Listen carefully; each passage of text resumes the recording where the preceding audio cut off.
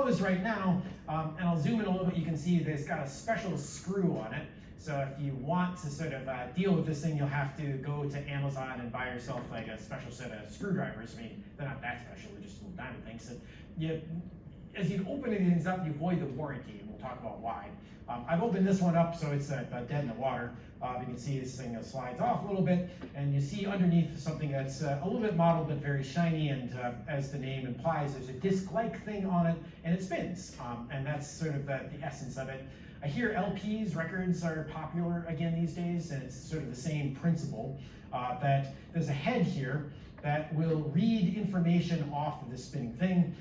The disc is smooth, it's not like bumped like an LP, sort of a long play record as vinyl. Rather, the bumps that it reads are magnetic.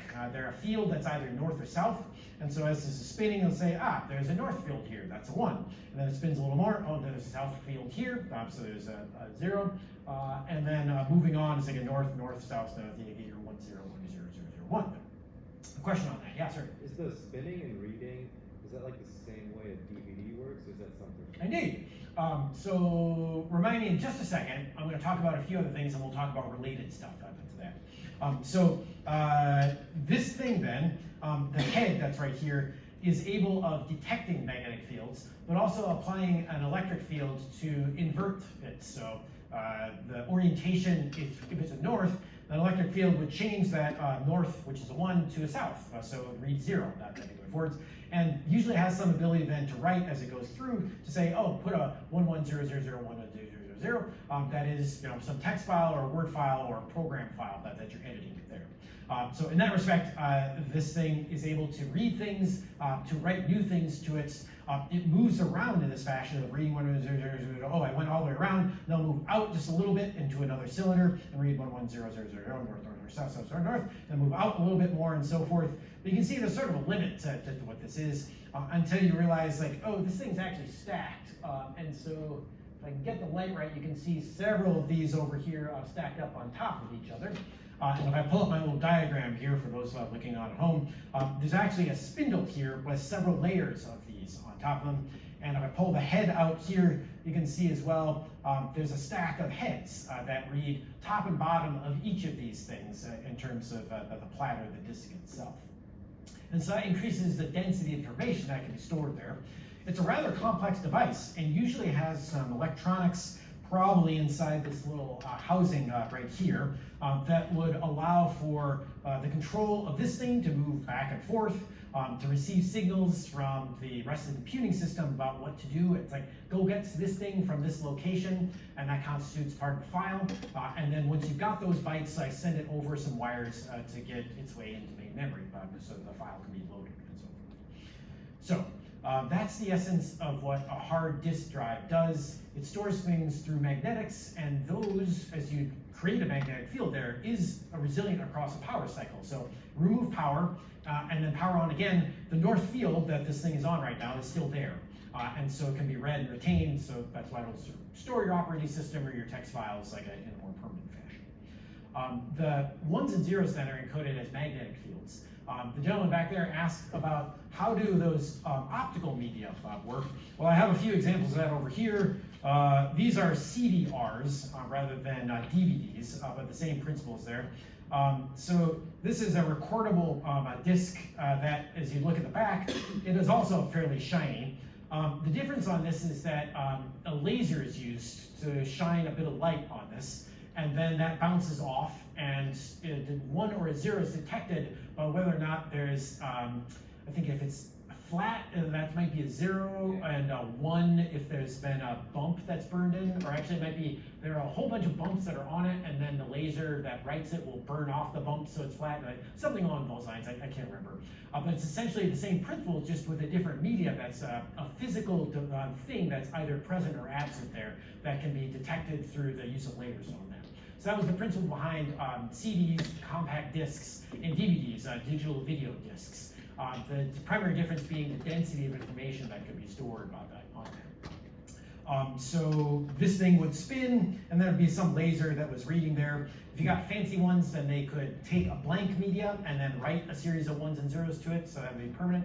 And there were even more fancy ones that were rewritable in that fashion. But a lot of this has gone out of fashion because there's just better stuff out there these days. But man, this was like, I was so proud when I built my desktop, and I had 2 CDRs in it that I could burn 2 CDs at once to put it out there for the band and that stuff. But they just don't do that anymore. You go on Spotify instead, or Bandcamp or whatever. All right, so does that address the question that you had? Okay, cool, good.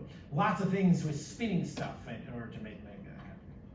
All right, now if you were going to buy a hard drive these days, and I guess I'll leave this one on here for a sense of scale, I would recommend strongly against this, because while it is cheap per gigabyte, it is woefully slow compared to the newer, sexier solid-state drives.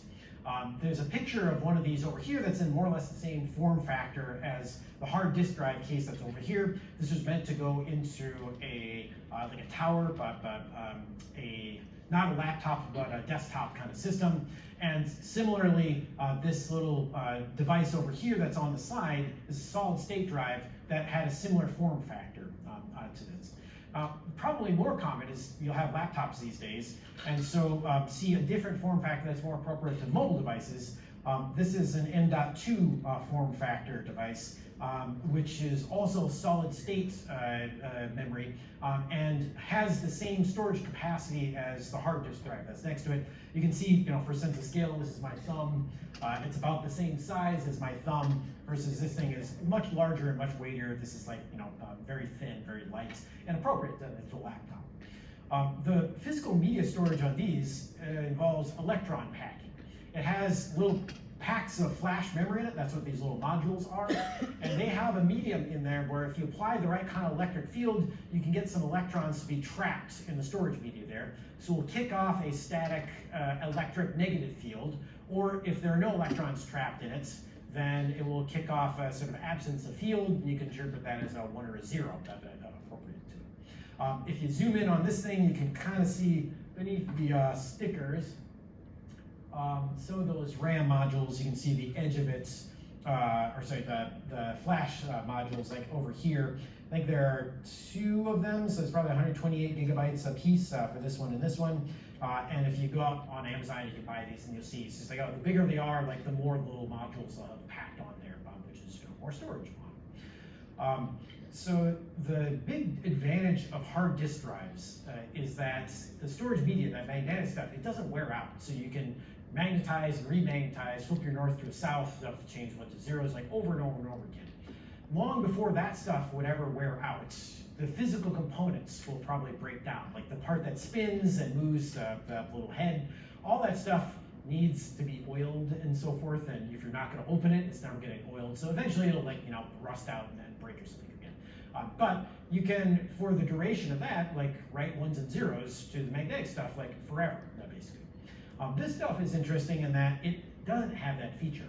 Packing electrons into a medium and ripping them out tends to degrade the medium. So after some number of several 100,000 such writes and reads, or writes, I should say, changing 1s to 0s, this thing will just I can't do it anymore. There's electrons stuck and I can't get it out. Or there's no electrons here and I can't pack any electrons in. That's a modest disadvantage to them, which is compensated for greatly by the fact they are way faster, they have no moving parts, and are therefore not subject to disk crashes, which is literally that little head that's floating above the rotating disk crashing into it and scratching the surface so that it's no good anymore. So this is greatly preferred if you're doing any kind of mobile device, like a laptop, some sort of dedicated music player, a phone, etc. Flash media like this is far and away advantageous. If you're worried about that write limits, what if I wear it out? Don't worry too much, because all modern operating systems are aware of this. And as you would use such a media in your laptop, the OS is going to balance. I'm not just repeatedly write to this one part over and over again to wear it out. Instead, I will write some data over here. And then, even if it's the same file, if I'm making changes to it, I'll write to a new spot, because that's ill-used. So much so that I had a solid state drive for about 6 years, 7 years, and it was still at like 98% health, and it's because most of the data you ever write, like it's write it once and then never look at it again. Like, oh, I took a selfie, I took another selfie. How many of you have looked at your selfies or actually gone in and modified them multiple times? Like, it just doesn't happen. You accumulate stuff by and large. There are a few select cases where that can burn you.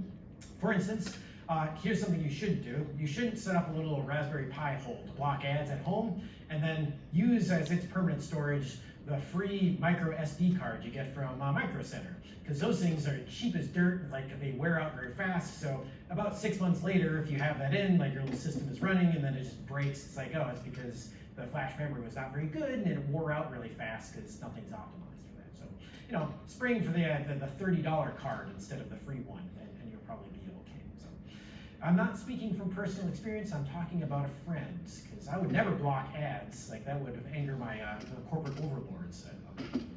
Anyway, so that's the distinction then between a hard disk drive, HDD, and a solid state drive, SDD.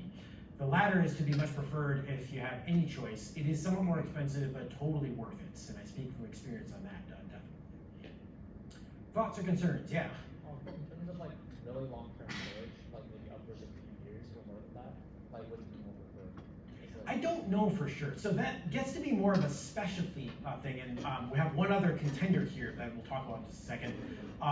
The longevity of things is sort of hard to judge because, you know, at the point that these things came out, like CDs, there's like, oh, like you burn some bumps onto a plastic, like how long, that should last forever, right? It's like, well, it turns out not. That like when folks did experiments, it's like it might last like 15 years or so, and then some of it starts to go bad.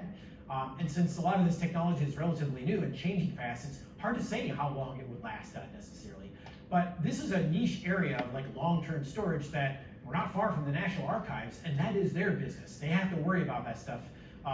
And it will vary a lot as well under the conditions that you keep it. I mean, if you store it on your porch in the sun, I think it's probably going to go bad a lot faster.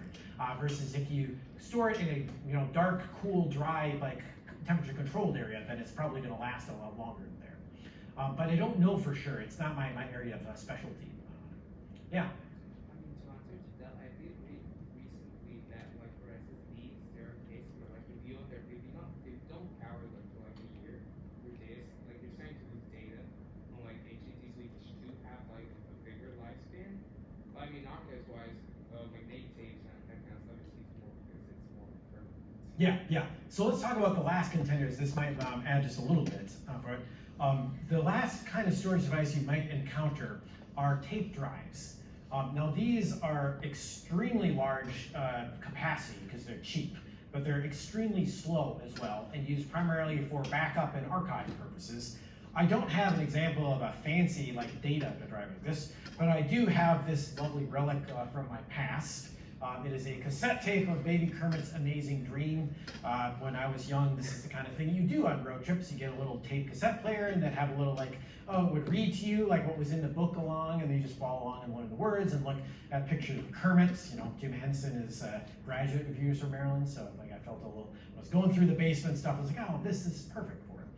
Now this works in a similar fashion with a magnetic media, and as mentioned, like, okay, it's stores north-south. It doesn't have a platter anymore. Instead, it has these two reels, a left-hand side and right-hand side of magnetic tape. And that's exposed someplace. For instance, here, there's a cheap kind of thing. So the reels would unwind, this would pass across a reader or potentially a writer that would detect the north-souths that are on it and translate that into electrical signals. If it's digital media, then they would just look for some sort of threshold to say, if it's this high, it's a 1, if it's this low, then it's a 0. But for an audio tape like this, and I've screwed up the reels here, then it would probably be an analog signal to say, we'll translate this level of magnetism to an audio output signal that's like, oh, Kermit is singing along the way, that kind of thing. That was more a Swedish chef, I guess, but no matter. So this stuff then is relatively stable over time, as long as it's not exposed to a magnetic field. And you know, if you're a drug dealer and you happen to have some magnetic media that's in the police station, you really just need to get a big electromagnet from a junkyard and park the truck next to it, and then turn the magnet on, and it'll demagnetize everything in there. And I don't know that from experience. I just know it from popular media there.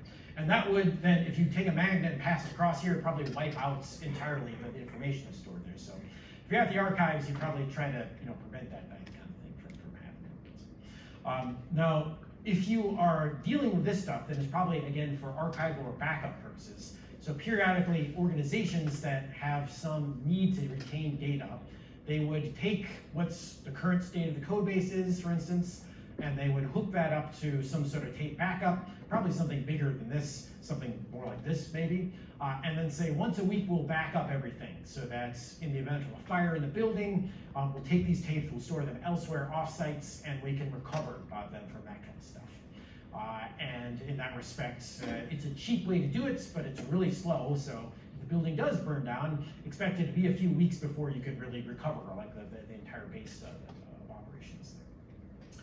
Now I pointed and I gestured at this thing over here, and it looks really fancy. It's like, wow, I wonder if Google has something like that. It's like, no, you have to kind of be the Empire from Star Wars to have something like that, because this literally is taken out of a Star Wars movie, where if you're the hero, you're jumping across like to climb on this thing to steal the disc to get the Death Star plans or whatever, but not no better. But such things do exist with like mechanical arms that sort of automate some of the archive improvement. You can imagine if the hard disk drive spinning around is slow, a big arm moving through a room is like painfully slow. We're talking like minutes instead of nanoseconds at that stage. So this has a special purpose for backup rather than for the main sort of memory usage there. Right, I think that is as much as I want to say about magnetic tape. And if you're recording, you can probably stop at this point. Send me a link to wherever it is that you upload.